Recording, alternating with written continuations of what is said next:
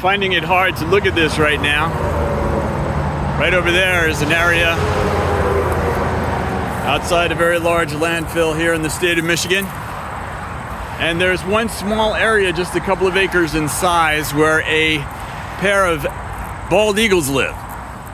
And we were hoping that it might be preserved. I mean, they have square miles of space dedicated to landfills that are over 300 feet tall, filled with all sorts of household waste, toxic waste, construction waste, industrial waste from all over Michigan, Wisconsin, Minnesota, Ohio, Indiana, Illinois, Pennsylvania, New York, New Jersey, and all across Canada.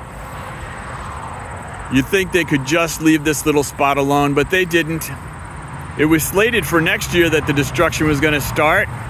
But we've been talking to the governor and telling her, you know, you said that everybody should pronounce the acronym for the Environmental Great Lakes and Energy Department as EAGLE, and to never, ever, ever impact any eagles.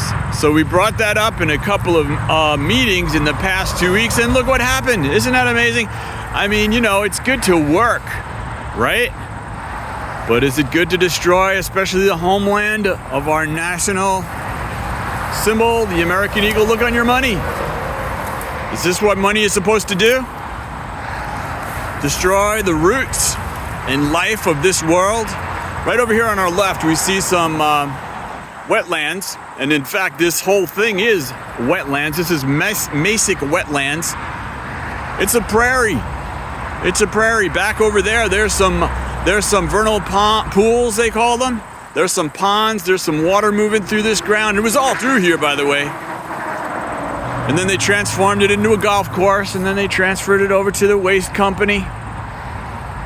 I can hardly look at this. But I'm looking at it because I want to share it with you. I want to show you what an organization like the Environmental Great Lakes and Energy Department overseas. I was told that 2 years ago this destruction was approved because there was a new worker there at EGLE, and they approved it, and they shouldn't have done it. This should have been set aside somehow. Well, it's not been set aside. It's going to be destroyed.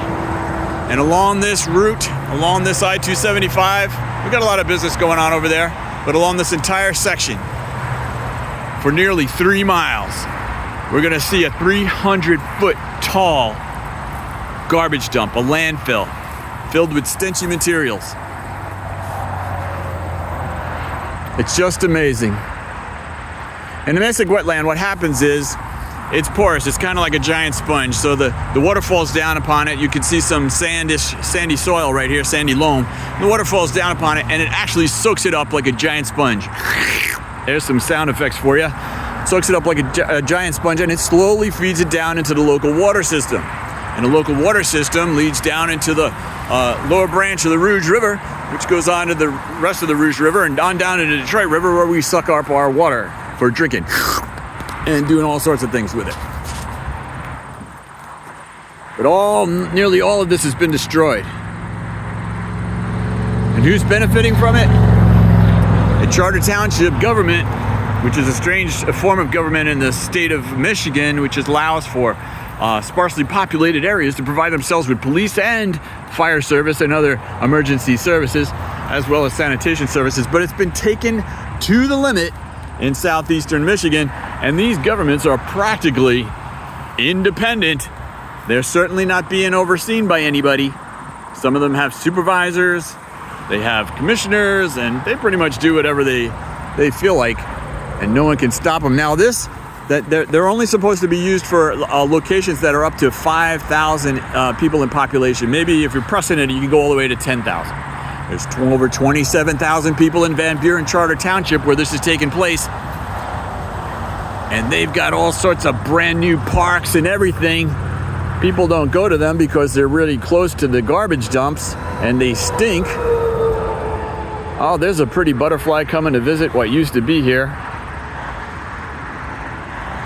They get all sorts of tax breaks and things are cheaper over here. City's got to pay for all that. There's got to be an offset somewhere. I don't know. If it were me, I'd have just left it alone. I'd have made this those poster boards. I'd have made this like an example. Look, we can have a right behind the seat, right behind the trees over there. We can have a giant 300-foot tall garbage dumping right next to it. Mesic planes that are still doing their job. Well, they're not doing their job, and we're seeing flooding all across the city of Wayne and all across Inkster and Romulus, Van Buren, Charter Township itself, Belleville, and down into Taylor. And this impacts everybody in southeastern Michigan. And I'm going to tell you why. We've got the lowest tipping fees. It's the lowest cost to get rid of trash in the United States. About 36 cents a ton, whereas the average across the rest of the country is between $84 and $87 a ton. Wow, that's a big difference, isn't it? Makes you want to come here and dump some stuff on untouched land that was used until recently by a pair of bald eagles to continue their race.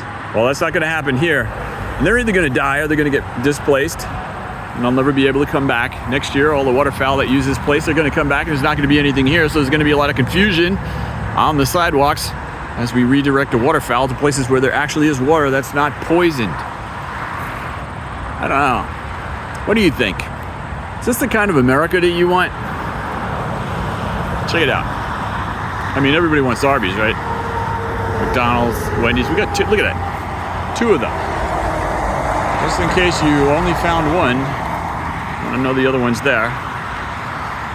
Absolutely incredible.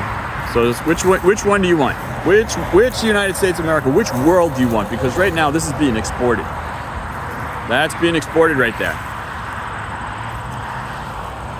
And in order to make that, we're importing trash. And it's infecting kids. Right across the street from that, there's about 900 houses with children in it and seniors. Sometimes the red dust blows off the top of that stuff right into their neighborhood. About a month ago, there was a gigantic fire there. Oh, it took them a long time to get over here with the one fire truck that was assigned to this area.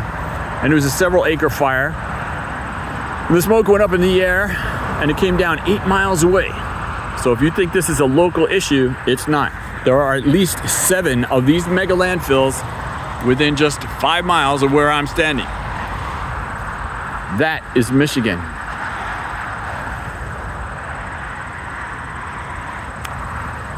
Just 2 weeks ago, this place was lush and filled with so much greenery you couldn't even walk in there without going in with special gear, just like in the back over there.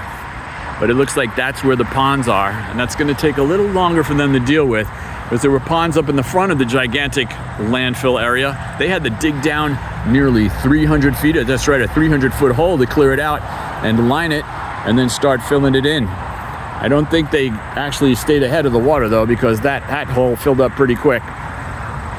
This is some very serious stuff. I know you're looking at a bunch of sticks and everything. Let's see some cars go by. That's a little more. Hey, check that out. Oh, man. And on this side, this is the highway. That's an interstate highway. That's the federal highway. Look at it on that side. Oh, that's a mesic landscape area owned by a multi-billion-dollar publicly traded company, and they couldn't spare a little bit of space. They couldn't leave a little bit of this for the bald eagles. No, they had to get rid of them so that they could build a 300-foot tall pile of garbage, 36 cents a ton. Man, they're making the bucks, bro. They're putting it away.